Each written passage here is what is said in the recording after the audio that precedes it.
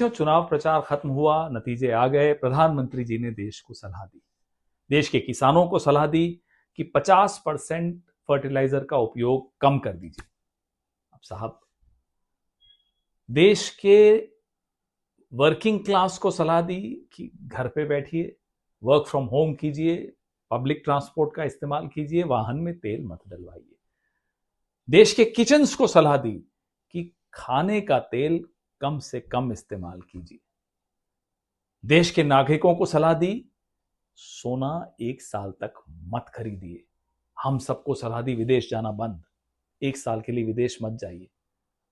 प्रधानमंत्री जी, ये देश सोने के साथ एक अलग रिश्ता रखता है। सोना एक धातु नहीं है इस देश के लिए, सोने की एक सांस्कृतिक कीमत है, एक धार्मिक कीमत है, एक भावनात्मक कीमत है। बेटा हो या बेटी, पैदा होने से पहले माता पिता सोने की व्यवस्था करते हैं कि आगे चल के शिक्षा के काम आएगा, शादी के काम आएगा। ऐसे देश को आप कह रहे हैं 1 साल तक सोना मत खरीदिए। क्या वो शादी 1 साल के लिए टाल देगा? क्या वो शिक्षा 1 साल के लिए टाल देगा? किसानों को आपने बड़े आराम से कह दिया, साहब 50% कम कर दीजिए फर्टिलाइजर का उपयोग। क्या वो 50% खेत जोतेगा? पीएम प्रणाम योजना की असलियत हम भी जानते हैं, आप भी जानते हैं। 3 साल की योजना थी, 23 से 26। अभी कुछ महीनों पहले नड्डा जी ने संसद में खड़े होकर कहा कि पीएम प्रणाम योजना में कुछ नहीं हुआ।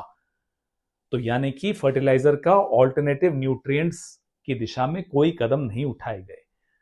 आग लगने के बाद कुआं कौन खोदता है प्रधानमंत्री जी? प्लानिंग नहीं थी। अब आप कहते हैं साहब विदेश मत जाइए, घरों में बैठिए, मेट्रो लीजिए। आप खुद आज रोड शो कर रहे थे, कौन मानेगा ये बात? ये सब क्यों हो रहा है? ये इसलिए हो रहा है, ये सलाह क्यों दी जा रही है? सलाह इसलिए दी जा रही है कि भारत का फॉरेन एक्सचेंज रिजर्व 1 हफ्ते में $8 बिलियन नीचे गिरा। क्यों गिरा? किसी और के युद्ध में हम पार्टी बन गए। आप शास्त्री जी का उदाहरण देते हैं, इंदिरा जी का उदाहरण देते हैं। साहब वो युद्ध हमारे अपने थे, ये गैर कानूनी युद्ध हमारा नहीं है। इजराइल अमेरिका का ईरान के साथ एक गैर कानूनी युद्ध चल रहा है। हम बाहें खोलकर ईरान के खिलाफ और इजराइल के साथ क्यों खड़े हुए? जाहिर सी बात है उसका खामियाजा पूरा देश भुगत रहा है। पाकिस्तान 6 लैंड रूट्स खुल गए हैं ईरान के साथ। ईरान चीन के साथ, रशिया के साथ वार्तालाप कर रहा है कि नए सिक्योरिटी आर्किटेक्चर को लेकर।